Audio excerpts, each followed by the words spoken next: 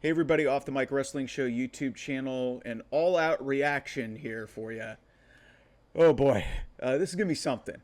A lot like what this show was, because I've seen a lot of wrestling pay-per-views in my day, in all my years of being a wrestling fan, and I've never seen anything quite like this. And I don't even think that's necessarily a good thing or a compliment, because while admittedly All Out had a lot of good things going for it, there were points in this show where it got ridiculous, it got cartoonish, it got really barbaric into the point of, why is this even on pay-per-view? Why is this even making it onto screens? Like, it was reckless, it was stupid at points, and to the point of stuff near the end of this show, I was just taken aback to the point of, I'm questioning my foundations as a wrestling fan, and what I grew up watching. And you just don't see stuff like this at this level. And to see so many people condoning it and trying to compare it to WWE and saying, oh, it's an alternative, chill the fuck out. Guys, there's got to be a certain line where certain things are okay. And it's not even just that. It's the fact that so many fucked up things happened on this show and were sanctioned by this company, and we're just led to believe that it was okay. And then there was tweets and storyline and kayfabe where AEW saying, oh, we don't condone certain things that happen on the show. It's like, you just sanctioned an arson angle like 4 days ago to beef up an angle. Like, admittedly, that was a great storyline building thing. But then when you compound it by doing so many crazy fucking just ludicrous spots, it makes you look like an indie show with a WWE budget, and that is what AEW is. So my big conclusion from AEW All Out in Chicago, 5 years since the first time they did this thing, and it's really been one of their flagship shows, even though All In's kind of superseded it because of the attendance. This show is way too far gone, and this company is way too far gone, and this show went way too fucking far. This company went way too far. And they'll trumpet out saying how proud they are of this show. I wouldn't be proud of this. I would distance myself significantly from this because so many things on this show just went way over the line for me. So, okay, so let's break down this show real quickly here. MJF and Daniel Garcia opens the show up. This was a really good match. MJF wins. A lot of really good stuff in this match. Really, the story here was that Garcia really was not about winning the match and was more about, like breaking MJF's neck and getting his revenge, and it ultimately led to his downfall. So Garcia, near the end of this thing, drags MJF over to the corner. He sets up for the middle rope pile driver. MJF bites Garcia, shoved him off the ropes. MJF spoke with the referee while selling his neck. Garcia approached the corner and spoke with the referee. MJF pushed the ref forward and hit Garcia with a low blow, and then just hit a jackknife pin for the win. So this was 20 minutes of really good stuff, and then kind of a flat finish. Really, the quintessential MJF cheating finish. After the match, it kind of got a little bit interesting with MJF faking that he was going to, show, love and, admiration and, have an about face about this whole thing with Garcia. He tries to go for the low blow, the low kick, but Garcia catches him, and Garcia kicks him in the balls. Garcia goes to the corner. He spits in MJF's face. A lot of spitting and a lot of snot in this match, too. And Garcia hits a second rope pile driver, sits him up, kisses MJF on the forehead, much like MJF did on Wednesday night in the Go Home angle. And trainers checked on MJF, put him in a neck brace, and took him out of there. So from reporting, it looks like MJF's getting some time off. Geez, that's an interesting choice. When you're trying to get a TV deal, your biggest ratings draw is going to be off television. I totally understand why they had MJF win this match. He's one of your biggest stars, but I would have liked to have seen Garcia win here. But, you know what, they gave him his heat back, and that makes a lot of sense. It tells me that this feud ain't over. MJF's going to take some time away and probably come back. But here's the thing, and this is another inherent thing that I need to talk about here. A lot of AEW people are really stupid. Because they were like, oh, what does this mean for Daniel Garcia? Is he really signed? Guys, they wouldn't have had him beat up one of the top faces in the company and try to break his neck after the match and make him look like a smart guy if they didn't re-sign him. There's no fucking way they run that finish if Daniel Garcia isn't with AEW for the long haul. Daniel Garcia is going to be with AEW. And I think even though he lost, he kind of still won. He was kind of a shining star in this match. This was a really good opener. I really enjoyed this. So then we get Young Bucks versus Claudio and Wheeler for the tag team titles. This was nothing. This was a dynamite match. Admittedly, some fun action, but like I said, when you've seen a Young Bucks match, you've seen a Young Bucks match. They all look the same. The Young Bucks have really no heat behind them. Nobody cares. And Yuta and Claudio pretty much just got thrown into this match for no reason other than to throw this on pay-per-view. What happened was it was a fast-paced finish. Claudio hits Matthew with an uppercut, superplexes him, tosses Yuta from the ropes onto Matthew, but Matthew puts his knees up, and Matthew hooked Yuta into a pin, and Nicholas stopped Claudio from breaking it up. So the Young Bucks retain the tag team championships. There's really no surprise here. Admittedly, like I said, I don't know why this happened on pay-per-view. Like, it's just like, I understand the Young Bucks are your guys, but it's just like Young Bucks are getting to the point of Chris Jericho levels of irrelevance, and they're executives in this company, and Mercedes Moné. Like, I just don't look forward to seeing their stuff anymore. There's no heat, and there's no steam behind this tag team division. This was one of the calling cards of this company, so kind of a letdown. It was a weird spot there. So Will Ospreay versus Pac happened next. And there was some weird shit that went on in this match where you have to suspend disbelief. But this, from bell to bell, was probably the best wrestling match on this show. Because these guys just went out and fucking just destroyed each other. There was no gimmicks. There was no crazy bullshit that had to go into it. No interference. None of that. It was just two of the best in the world literally going toe-to-toe with each other. And just, trying to prove who was the best in the world.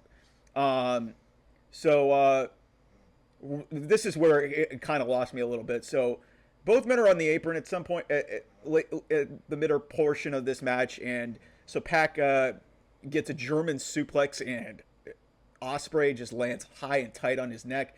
Then Pac follows it up with a poison rana on the apron. Pac gets inside the ring, applies the brutalizer, but Ospreay reaches the rope with his foot to break the hold. Pac booted Ospreay in the face and then went up top. He goes for the broken arrow, for the black arrow. But Ospreay put his knees up and hooked him with an inside cradle for a near fall. Ospreay then gets rid of his elbow pad, goes for the hidden blade, but Pac counters with a backslide for 2.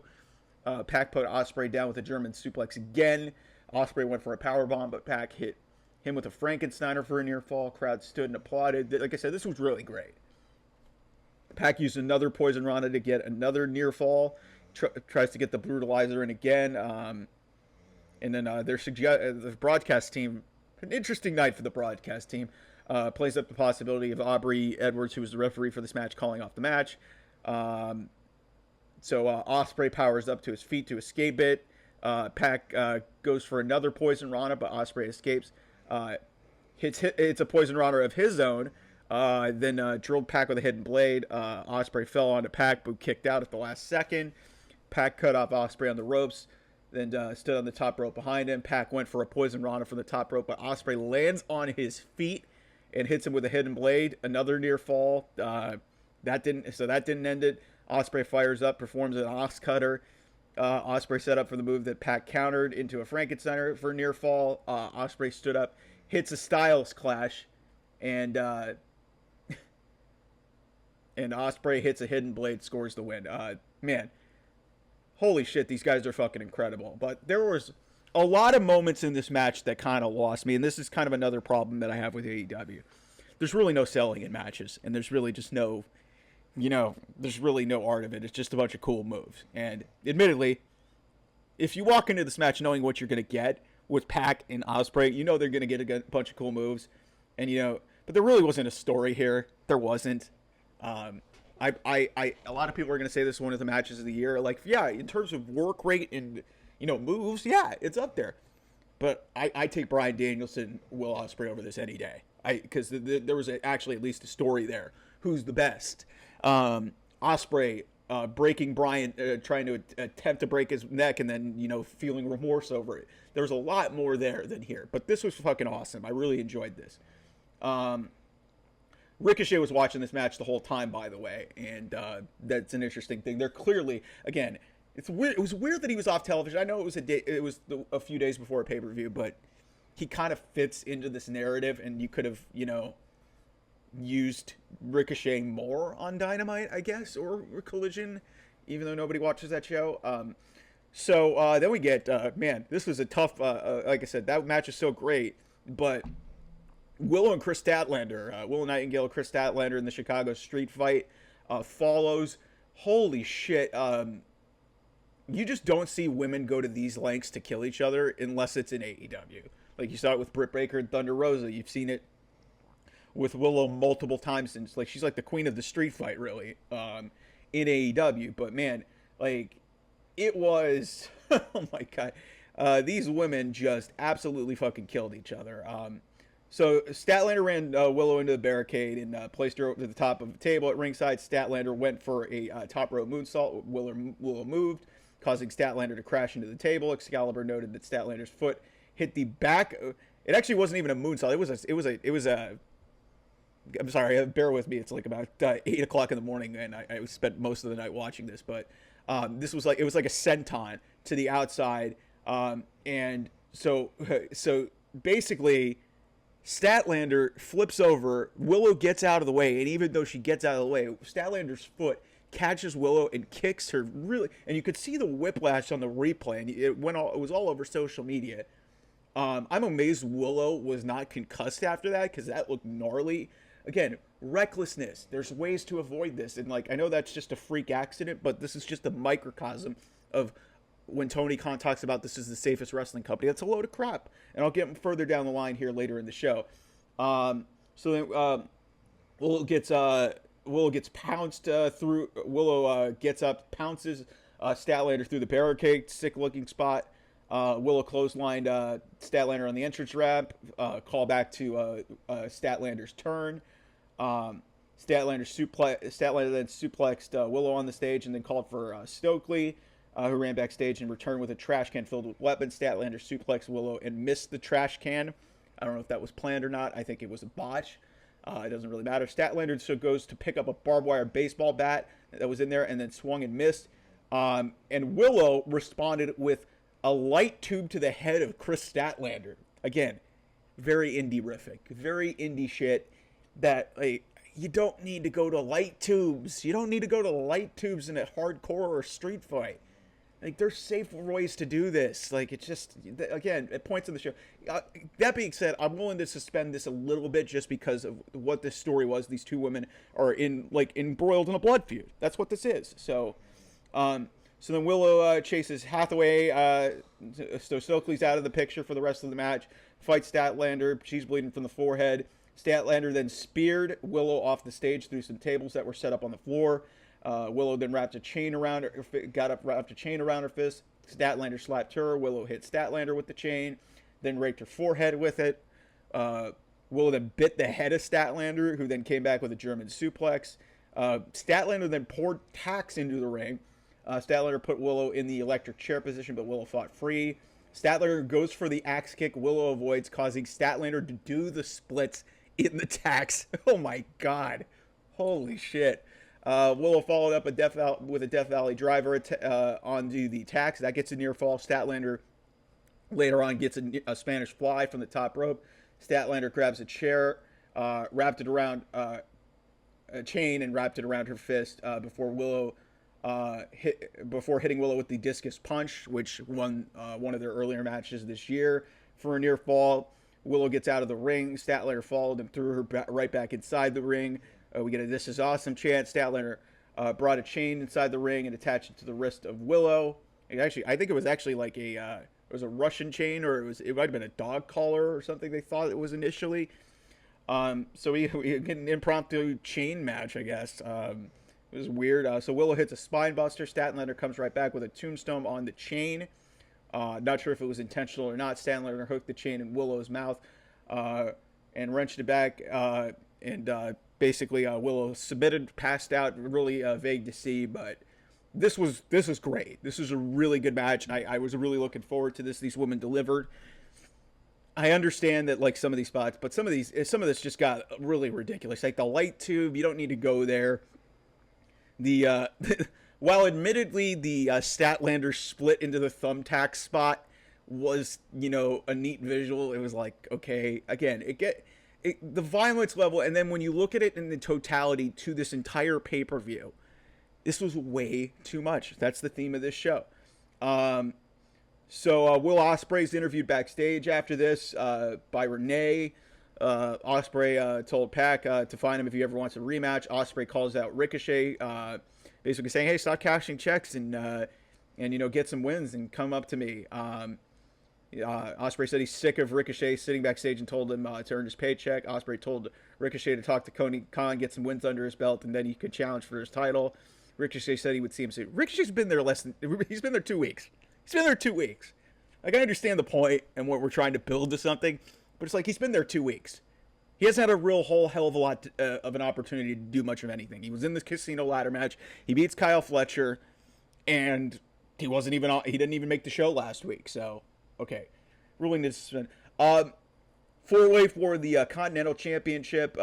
Okada versus Takeshita versus Orange Cassidy versus Mark Briscoe.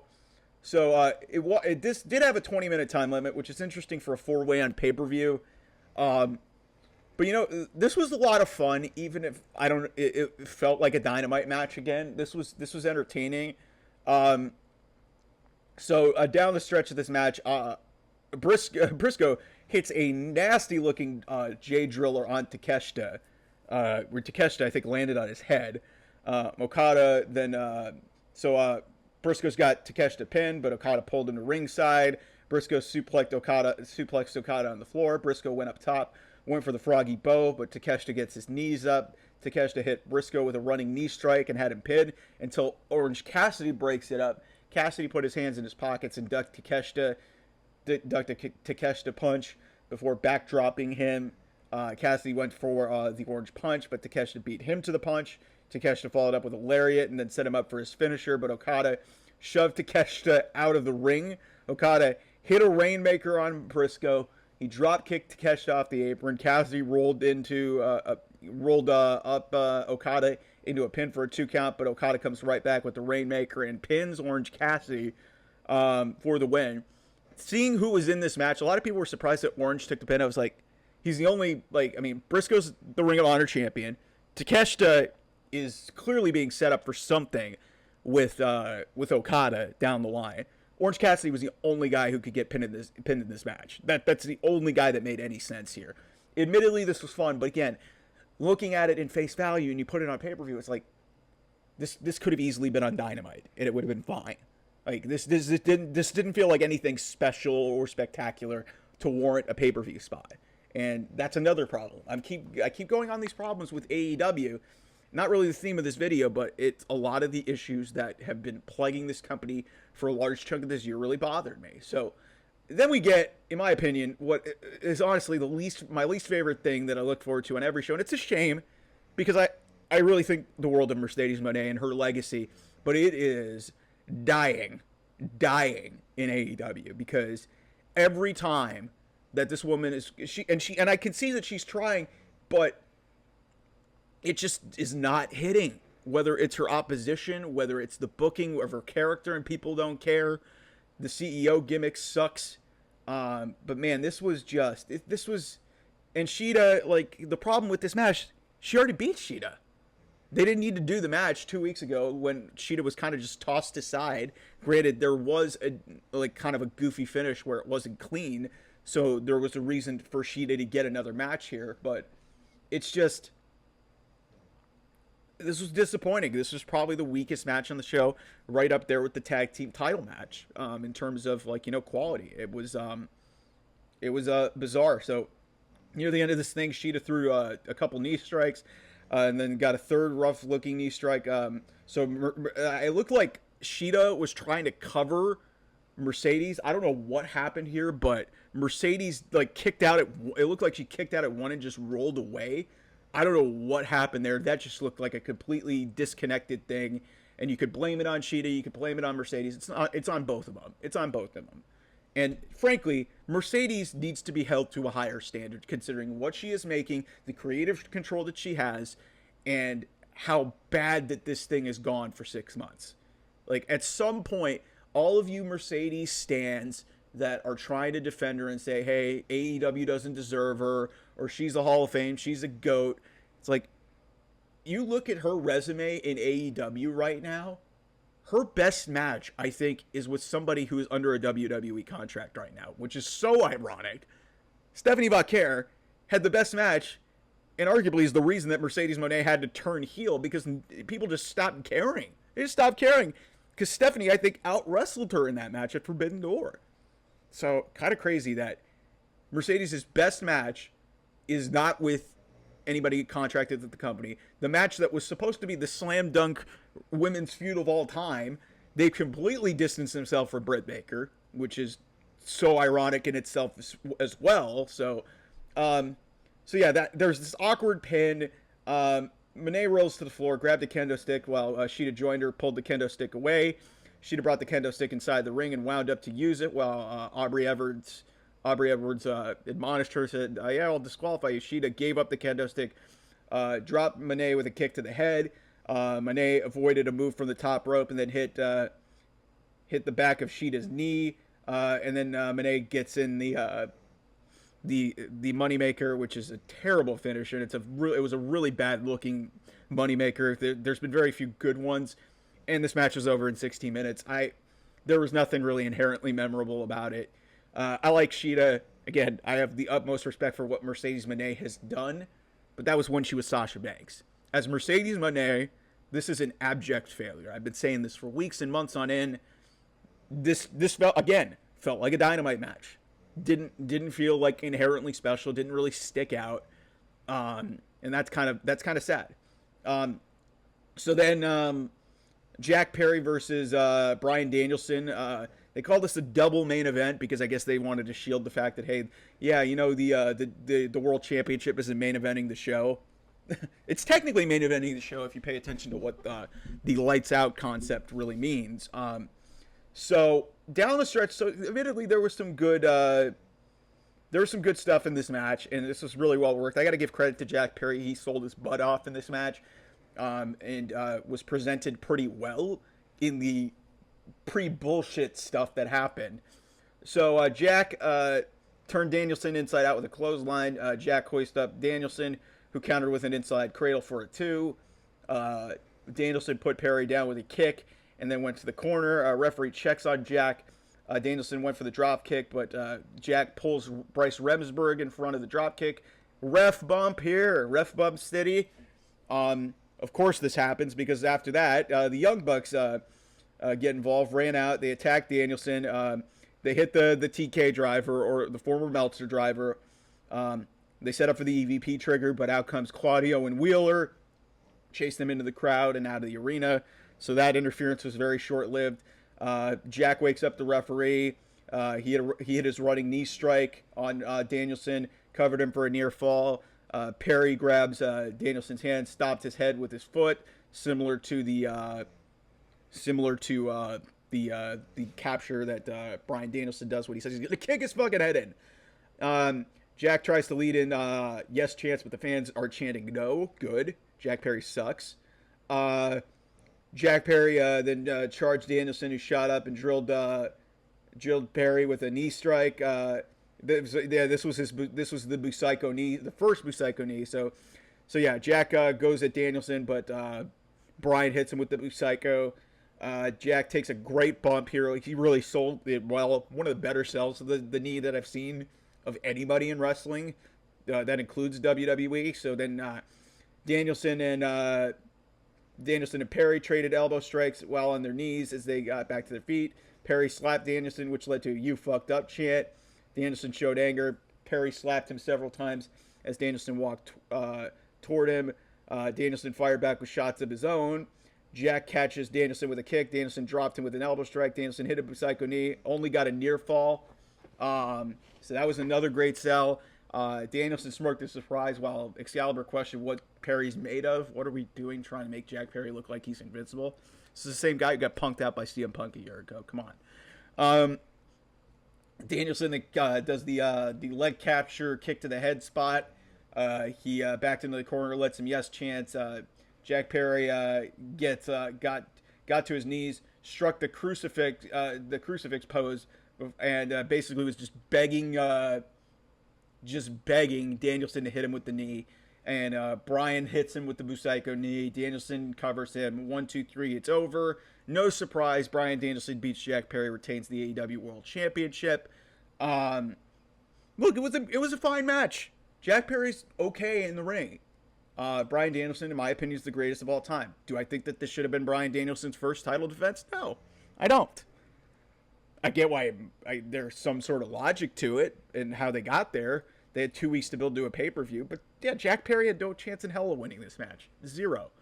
What happened after the match is where things just got to the point where I was ready to about, throw things all over my apartment here. Because this was just so, again, the main event is one thing. But what transpired in this span of like 5 to 10 minutes, mind you, 3 years ago at this very event, Bryan Danielson, Jack Perry, and a bunch of other people, Adam Cole, Kenny Omega, were involved in one of the greatest closing stretches to one of the greatest pay-per-views I've ever watched. 3 years later, this happened. So follow me here. So after the match, Bryan Danielson celebrates with the final countdown. By the way, Bryan Danielson coming out to the final countdown. That's great. Good job, Tony Khan, using your money on something wise. Killswitch gets in the ring behind Danielson. He headbutts him. Killswitch turns, looks at Jack Perry, and hey, oh my God, it's Luchasaurus and Jungle Boy reuniting. The commentary team comments on this, and then Christian Cage's music hits. So Christian Cage's music hits, and he walks out carrying his Money in the Bank, or I don't know what they're calling it, his contract.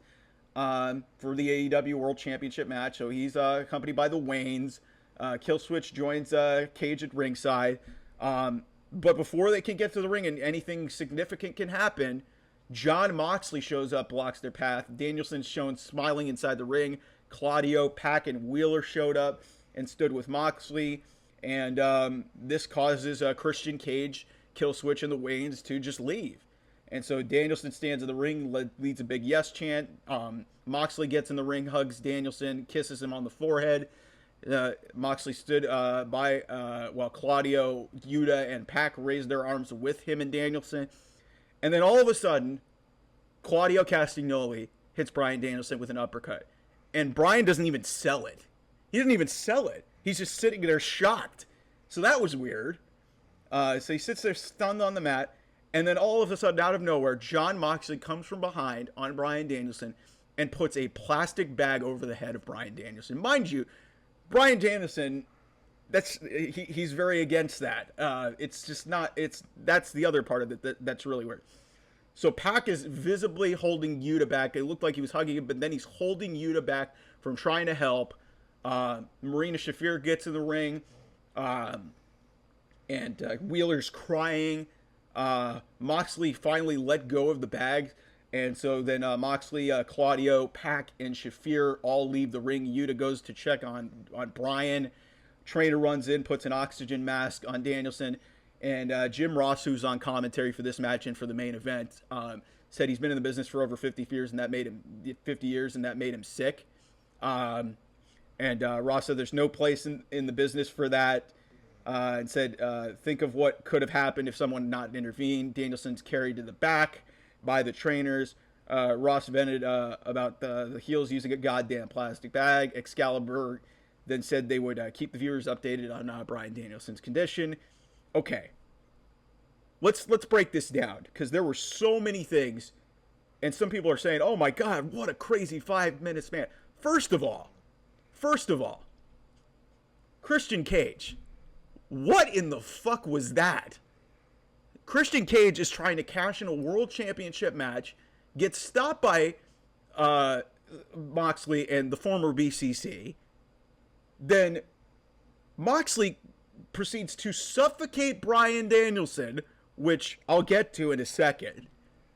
And Christian doesn't even bother to come back. Christian's a smart guy. That makes him look stupid. What is the point of Christian's involvement in the segment other than to, set up the turn. I'm willing to suspend some belief of a shock heel turn, but Christian, what was that? That made no sense. So then, admittedly, it was a shocking moment to see Jon Moxley and and half the BCC break up. And Wheeler did a really good job of trying to, sell the devastation of this.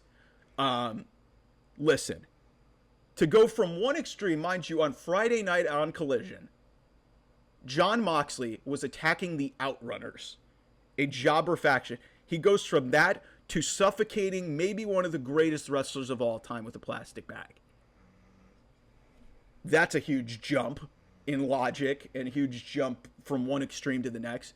This just felt so disjointed and so messed up and so shockingly it was all over the place. Like and everybody's like, oh, I'm so devastated by BCC. Guys, the BCC, even though I heard BCC chants, the BCC hasn't mattered as a whole in like a year. They've been disjointed. I mean, Wheeler's been hurt. Bryan's been hurt. Moxley's been in and out of there. Claudio's got the association with them. But this group, pretty much since the feud with the Elite last year, really has not been thought of near the top of this company in any regard.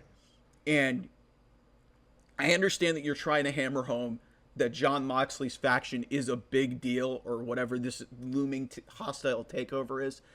But man, they jumped the shark here really hardcore, because that plastic bag thing, especially when you've had all of these spots that have happened throughout the night. You had the Statlander match. You had people getting dropped on their heads. I haven't even gotten to Swerve Hangman. It diminishes the impactfulness of these individual spots when you're just jamming all of this shit into like the course of a 4-hour show.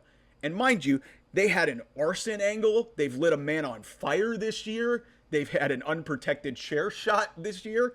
And they're going to have another one. Wait a second. I'll talk about that. When you do all of that, and then this is a shock heel turn, and you put a plastic bag on a guy's head, that's where I'm like, what the fuck are we doing? And then AEW, mind you, it's the internet. I understand that some people are going to clip it anyway. But AEW puts a kayfabe post out saying, yeah, we're not going to put the footage of what happened. We don't condone it. Well, you literally put it out on our screens. I understand that there's an element of kayfabe and, an element of like, hey, we're supposed to suspend reality from these situations. But when you're staging this type of stuff and you're saying, oh, we're the safest wrestling company in the world, and you allow one of your talent to put a plastic bag over one of the greatest wrestlers, let's take this past Bryan Daisley, over a human being's head and hold it there for a significant amount of time to sell a wrestling angle. That is as indie a bullshit as I've ever seen in my entire life. This was embarrassing. This was bad, especially when you still had Swerve and Hangman to go. Why even try this? You're not going to even give it a chance to breathe because you're just trying to just shove a bunch of shit down our throats. Pace yourself. And even then, there were so many better ways to execute a heel turn of this magnitude than to freaking suffocate a guy. You didn't need to go that far. And I get the feeling that this was all Moxley. Moxley's a crazy MFer to a fault in a lot of respects. And Tony Khan just couldn't say no. I read a story that, Eddie Kingston wanted to do this and Tony said no. But now Tony's saying yes. Why? Again, this show completely jumped the shark. And this was the moment where I was just like, okay, we're losing me. And again, you could, let's before we get to the main event, because, that's another thing in itself. And we can break this down at the end, too. But, holy shit. From the moment Darby Allin went through that glass off the ladder at Revolution, this company has really just gone past the levels of basic safety. And, again, unprotected chair shots to the head, lighting people on fire, staging arson. Granted, that's not to the level of violence, but you're staging something about arson. And then you have a guy trying to suffocate a guy. and effectively kill him. The fans are chanting, "This is murder." And then you're perpetuating, "Hey, we don't condone that on social media," when we know you literally put it on. You literally put it out there. There was no need. Like, sending the tweet made this even worse. Like, if you would have just not posted the video, I would have been fine with that. But then sending that tweet, that made it even worse too. Saying, "Oh, yeah, we don't condone this. We're not posting it." Why even mention it? That made it doubly worse. Okay, and then we get to the main event. It is the Lights Out Steel Cage match, unsanctioned match between Hangman Page and Swerve Strickland. Hangman Page comes out of the heel tunnel for the first time in his AEW career 5 years ago at this very event. He was in the main event as well for the world title against Chris Jericho. Crazy to see where Hangman has gone. The level of character work with him has been outstanding. So Hangman's Titantron actually has him standing in front of Swerve's house, sitting in front of Swerve's house. Then out comes Swerve Strickland. He makes his entrance with Prince Nana. Nana doing a very serious Nana dance. It was the most serious Prince Nana dance that I've ever seen. Before the match can even start, Swerve gets out of the box and basically he tries to get the cage lowered on Hangman's head. So that was crazy. And, you know, this was just a lot of crazy spots. Swerve hit a vertebreaker on the, there were staple gun spots. Swerve hit a vertebreaker on a cinder block at one point in this match. Hangman hit a powerbomb onto the cinder block. There was just a lot going on here. Later down the stretch, like I said, I'm going to save you guys, like, go watch the match. Like, it's just, like I said, I've gone through just a lot of crazy, stuff. Oh, another thing. There was a wood piece of the burned down Swerve Strickland house that was used as a weapon in this match. Swerve was actually crying at one point while using it, which was a neat little touch in terms of, like, character building here. So Swerve comes back with a powerbomb into the cage late in this match. He follows up with a house call. Swerve hits Hangman with another house call, covered him for a 2. Swerve goes up top, look to the crowd before climbing near the top of the cage, but Hangman cuts him off, and Hangman powerbombs Swerve from the top rope to the ring below. That was nasty. Page hits a dead eye for an near fall. He then jabbed the side of a chair into Swerve's head twice and jawed at him. Swerve got his knees up, got on his knees and laughed. Swerve then stood up and then fell down. So then this is where it got, like, again, to the point of the suffocation thing, where it was really weird. So Hangman pulls the grill out of Swerve's mouth, throws it on the mat.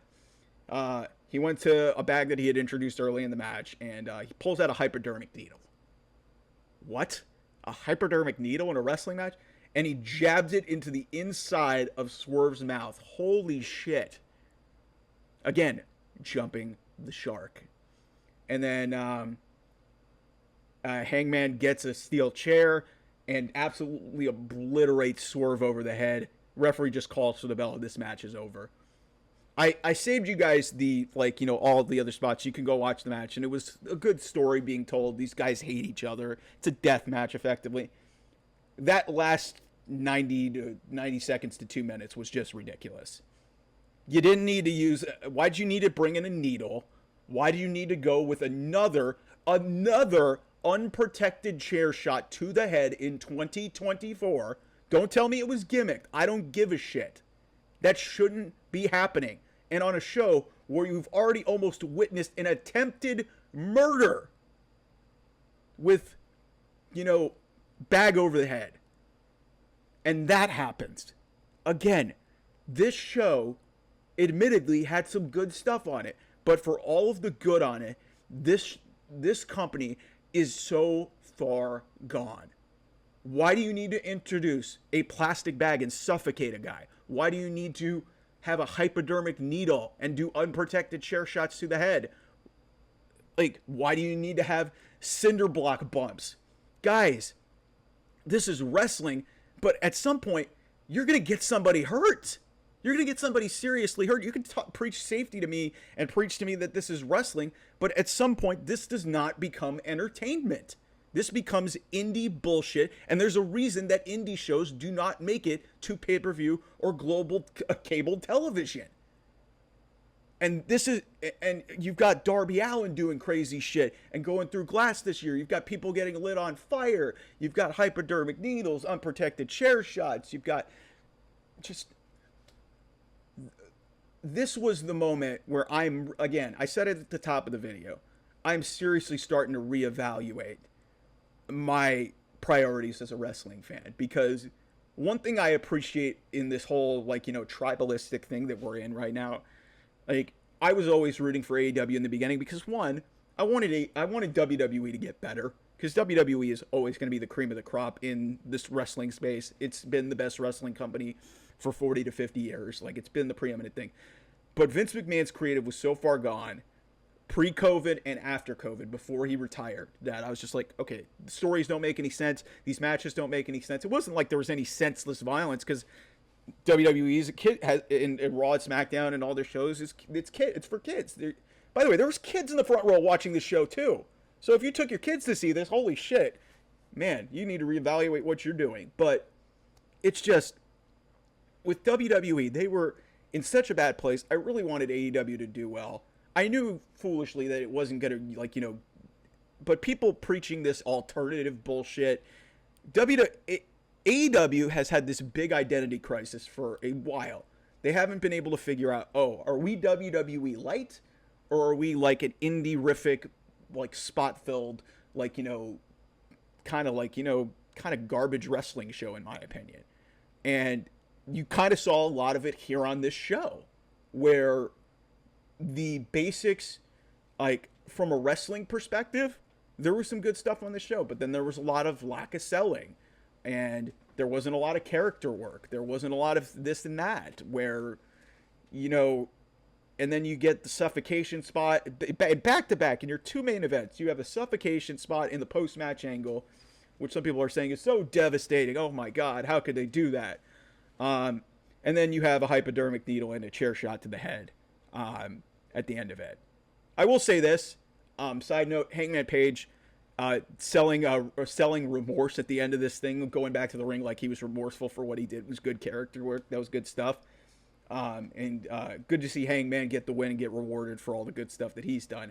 But again, they didn't need to go to those depths in these spots. It comes down to leadership or lack thereof, because a lot of these, I get the feeling that the inmates are running the asylum in AEW. And basically, you've got all of these men and women saying you're doing what they want, and Tony Khan having little authority or wanting to not, piss people off who are taking his money, and, he thinks he's doing good, when in reality, he's not. And when you preach yourself as the safest wrestling company, when you take shots at WWE, when your fan base is so disingenuous and saying, oh, we can't stand 5-match shows, oh, this match was better than this match, and then you get to the point where you see the stuff that transpired in Chicago at All Out, it really leaves a bitter taste in my mouth as a wrestling fan, because this is not what I grew up watching. This is not what I envisioned seeing. Like I said, if you want to go see this type of stuff, go to an indie show.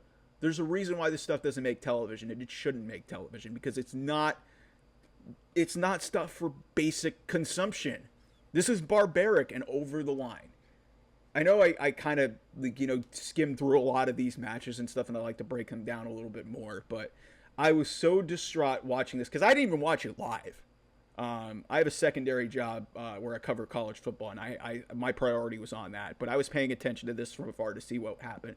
And I went back and watched it. The reason for the delay on this is I pretty much watched overnight this show, because I wanted to see it for my own eyes. And obviously the major things stuck out to me, but again, there was problems all over this place. Even in some of the best parts of the show, there was stuff like, okay, do you really need to go there? The double apron spot where Pac puts Ospreay on his head twice and doesn't win the match there. I knew Ospreay wasn't gonna lose, but still, that's stupid. So we'll see where all of this goes. But if you're Warner Brothers Discovery, and I don't know if they do watch wrestling, but you're about to maybe go into another extended partnership, you've really got to reevaluate and maybe go to Tony Khan and say, hey, you got to stop this shit. Like, you got to stop this shit. And for all of you fans who've been watching this, for all you AEW marks who want to say, it's just an alternative. Guys, there's a difference between an alternative and being different from WWE and then going to lengths where you don't need to go to get your point home. And when so many things have happened on just this show, not in 2024 as well, when all of those things, I've listed it across this show, go back and watch it if you want to, it's just, it loses me.